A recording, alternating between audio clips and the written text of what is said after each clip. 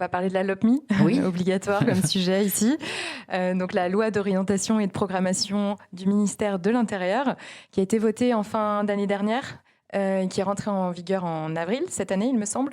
Est-ce que tu peux nous en parler un petit peu dans les grandes lignes et nous dire ce qu'a changé cette loi concernant les aspects cyber qui nous intéressent ici et comment toi tu l'intègres dans ton code de la cybersécurité? Oui, la LOPMI a changé beaucoup de choses. Il y a énormément de dispositions qui étaient impactées par cette loi d'organisation et de programmation du ministère de l'Intérieur.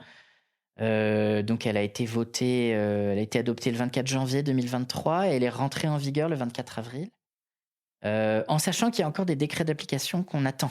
Donc on a les principes, mais après, pour les appliquer, il vaut mieux les interpréter strictement dans son activité tant qu'on n'a pas les décrets pour être sûr de ne pas prendre de risques.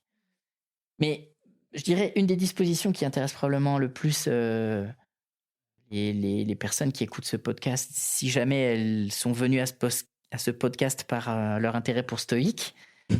Pour la cybersécurité Et pour avant la tout. cybersécurité aussi.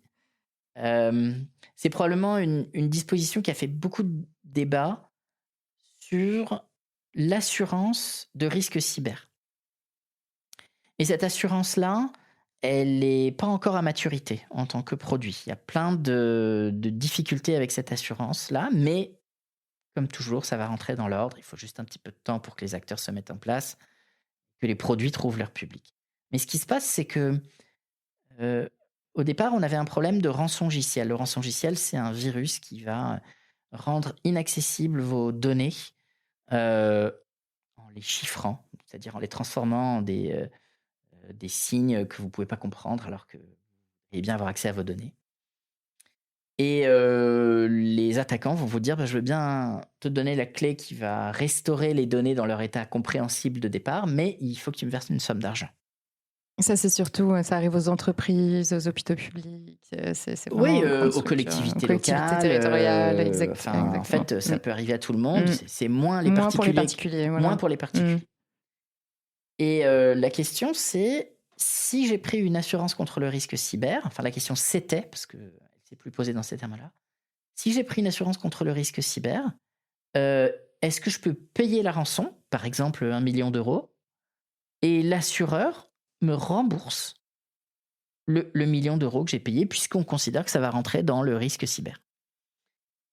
Et ça a été très débattu, parce que en fait, si jamais on entre dans cette logique-là, est-ce que c'est pas une manière d'encourager le rançongiciel en disant de toute manière, on peut taper tant qu'on veut les gens, s'ils sont assurés, eh bien, l'assurance remboursera.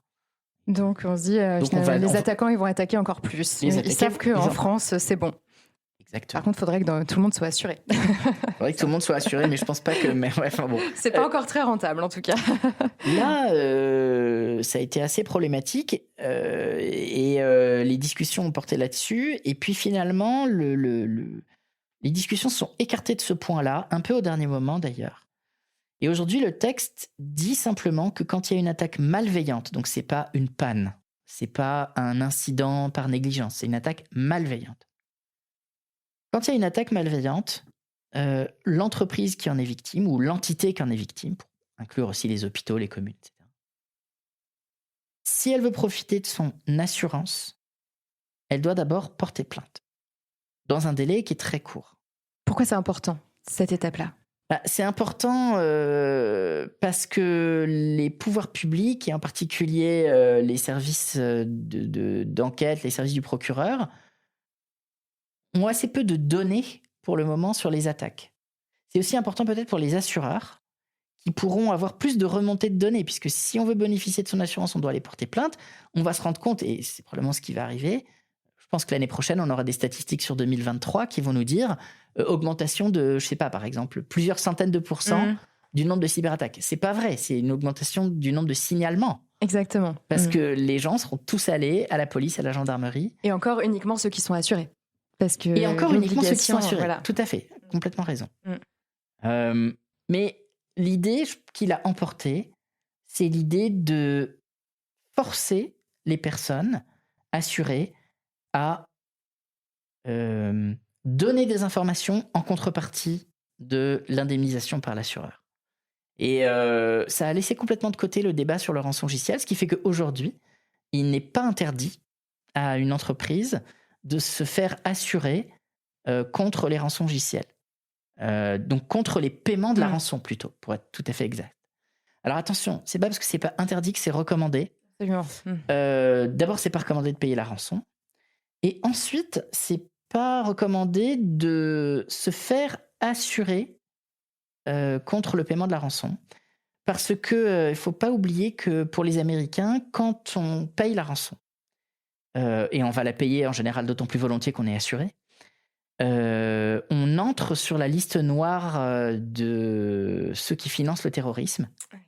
Et en fait, ça peut être extrêmement pénalisant pour une entreprise qui soit utilise le dollar dans ses transactions, soit fait des affaires avec les États-Unis.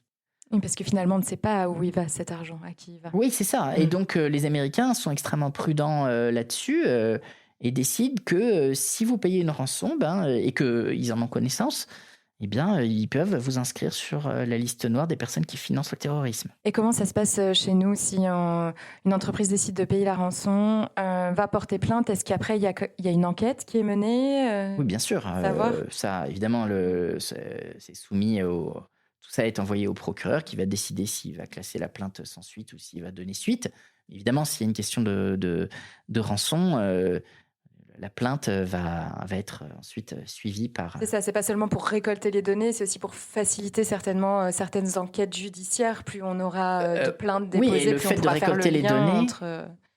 Le fait de récolter les données est censé améliorer, à terme, les enquêtes, puisqu'il y a des recoupements qui devraient pouvoir se faire. En tout cas, c'est ce qu'on espère. Il y a des tendances, on pourrait dire en anglais des patterns qui vont apparaître, c'est ce qu'on espère aussi. Donc, tout ça peut être bénéfique. Évidemment, c'est une charge de plus pour les gens qui vont s'assurer et c'est peut-être quelque chose qui va dans un premier temps dissuader les gens de s'assurer parce qu'il y a beaucoup d'entreprises qui préfèrent ne pas dire qu'elles ont été victimes d'une cyberattaque. Mais est-ce que porter plainte, ça veut dire rendre public sa cyberattaque ? Non, toutes les plaintes sont pas... On peut pas accéder aux plaintes sur une plateforme qui rend...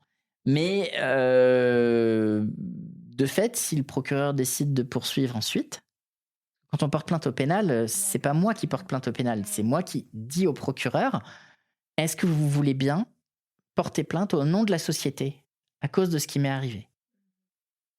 Là, ensuite, si le procureur poursuit, eh bien, on va avoir quelque chose de public, avec des noms qui sont révélés, etc. Et les entreprises ne veulent pas forcément ça. Merci à tous d'avoir suivi cet épisode du monde de la cyber. Si vous êtes arrivés jusqu'ici, c'est que vous commencez à bien accrocher à ce podcast. Alors si vous voulez découvrir les coulisses et être au courant de toutes les actus, je vous donne rendez-vous sur notre compte Instagram, Le Monde de la Cyber. Et n'hésitez pas aussi à vous abonner au podcast et à me laisser un petit commentaire sur Spotify ou Apple Podcast. Ça m'aide beaucoup à faire grandir le projet et ça me fait super plaisir de lire tous vos petits messages. Merci à vous et à très vite dans Le Monde de la Cyber.